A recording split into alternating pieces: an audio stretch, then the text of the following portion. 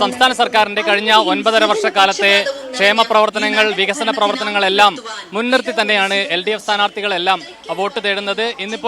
ഇന്ന് അജിംഷാ സൂചിപ്പിച്ചതുപോലെ തന്നെ തിരുവനന്തപുരം മുതൽ എറണാകുളം ജില്ല വരെയുള്ള 7 ജില്ലകളിൽ ഇന്ന് കലാശ പോരാട്ടത്തിലേക്ക് കാര്യങ്ങൾ പോകുന്നു.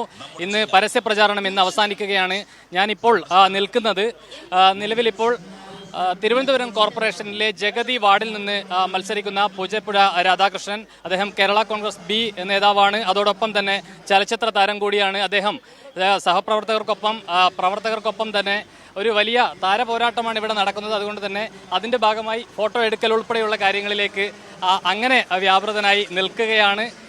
വലിയ സ്വീകരണം അദ്ദേഹത്തിന് എല്ലാ കേന്ദ്രങ്ങളിലും ലഭിക്കുന്നു എന്നുള്ളതാണ്. അല്പസമയത്തിനകം മന്ത്രി KB ഗണേഷ് കുമാർ പങ്കെടുത്തുകൊണ്ടുള്ള ഒരു റോഡ് ഷോയാണ് ഇവിടെ അരങ്ങേറാൻ പോകുന്നത്. അതിന് മുന്നോടിയായി ആളുകളൊക്കെ എത്തിക്കൊണ്ടിരിക്കുകയാണ്. നമുക്ക് സ്ഥാനാർത്ഥിയോട് തന്നെ ഏറ്റവും ഒടുവിലത്തെ ആ കാര്യങ്ങൾ എന്തൊക്കെയാണെന്നുള്ളത് ചോദിക്കാം.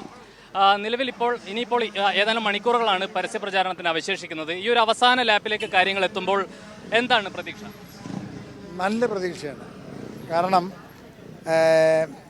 അത്രമാത്രം ജനങ്ങളിലേക്ക് ആഴ്ന്നിറങ്ങിയിരിക്കുകയാണ്. അത് യാതൊരു മാറ്റമില്ല. എല്ലാ അർത്ഥത്തിലും എവിടെ ചെന്നിരുന്നാലും അവരുടെ വികസിതമായ മുഖമാണ് ഞാൻ കാണുന്നത്. അവരെൻ്റെ കയ്യിലെല്ലാം വരെ അടിച്ച് സത്യം ചെയ്യുകയാണ്. ഞാൻ പിന്നെ സാറിന് അല്ലെങ്കിൽ ചേട്ടന് അല്ലെങ്കിൽ അനിയന് അല്ലെങ്കിൽ രാധാകൃഷ്ണന് എൻ്റെ വോട്ട്, എൻ്റെ മൊത്തം വോട്ടും ഞാൻ ഉറപ്പായിട്ടും തന്നിരിക്കും. അതിന് യാതൊരു മാറ്റമില്ല എന്നാണ് അവരെല്ലാം എൻ്റെ കയ്യിലടിച്ചാണ് ഇടുന്നത്.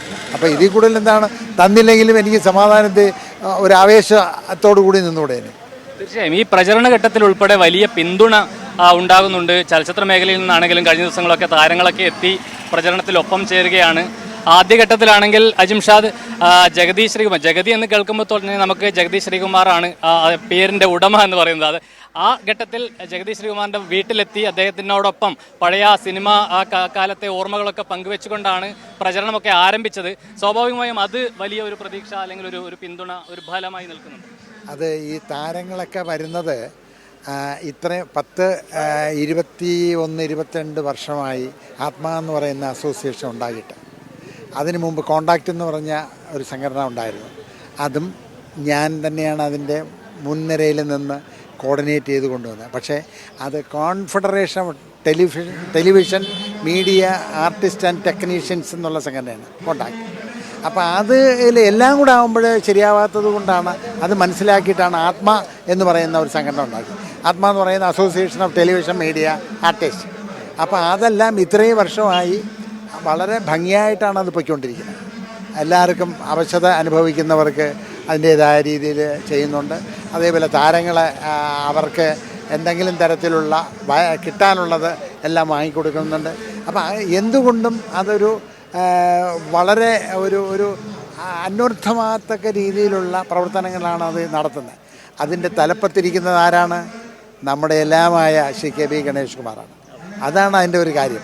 എന്ന് മാത്രമല്ല, അതോടൊപ്പം തന്നെ മന്ത്രിയുടെ നേതൃത്വത്തിൽ സംസ്ഥാനത്ത് നടപ്പാക്കുന്ന ഈ ഗതാഗത മേഖലയിൽ ഉൾപ്പെടെ നടപ്പാക്കുന്ന വലിയ വികസന പ്രവർത്തനങ്ങൾ അതൊക്കെ വലിയ ഗുണം ചെയ്യുന്നുണ്ട്. ആളുകൾ അതൊക്കെ ഏറ്റെടുക്കുന്നുണ്ട് എന്നുള്ളത് കൂടി കാണാൻ കഴിയുന്നു. പിന്നെ സംശയമില്ലാതെ അവരുടെ വിരൽത്തുമ്പിൽ എന്ത് കാര്യങ്ങളും കാണുകയല്ലേ ചെയ്യണേ. അത് അസത്യമല്ലല്ലോ. ഞാൻ അങ്ങനെ ചെയ്യും ഇങ്ങനെ ചെയ്യും എന്നല്ലല്ലോ പറയണേ, ചെയ്ത് കാണിക്കുകയല്ലേ ചെയ്യണേ. അതാണ് അതിൻ്റെ ഒരു പ്രത്യേകത. അതാണ് ആത്മവിശ്വാസം. അതാണ് ഇതിൻ്റെ ഒരു എന്ത് പറയാൻ മാറ്റം ഉരയ്ക്കുന്നത്. ഓക്കെ, ഈ അവസാന മണിക്കൂറുകളിൽ വോട്ടർമാരോട് എന്താണ് പറയുന്നത്? ഈ പ്രിയമുള്ളവരെ, എനിക്ക് വളരെ വ്യക്തമായിട്ട് എനിക്കറിയാം. എൻ്റെ ചിഹ്നം ബസ്സാണ്. ആ ബസ്സിൻ്റെ ആ ചിഹ്നത്തിൽ എനിക്ക് വോട്ട് നൽകി എന്നെ വൻപിച്ച ഭൂരിപക്ഷത്തോടെ ഇവിടെ ഒരു ജഗതിക്കൊരു മാറ്റം ഉണ്ടാവും. കാരണം ജഗതി ശ്രീകുമാർ അദ്ദേഹവും ജഗതി NK ആചാര്യയും എല്ലാം അടങ്ങുന്ന സ്ഥലമാണ് ജഗതി എന്ന് പറയുന്നത്. ഇനിയും ഒരുപാട് മാറ്റങ്ങളും അതും ഇതുമെല്ലാം നമുക്ക് ഉണ്ടാക്കിയെടുക്കണം. അത് എല്ലാവരും കൂടെ ചേർന്ന് നിന്ന് നമ്മൾ ചെയ്യും. അതാണ് എൻ്റെ ഒരു കാര്യം.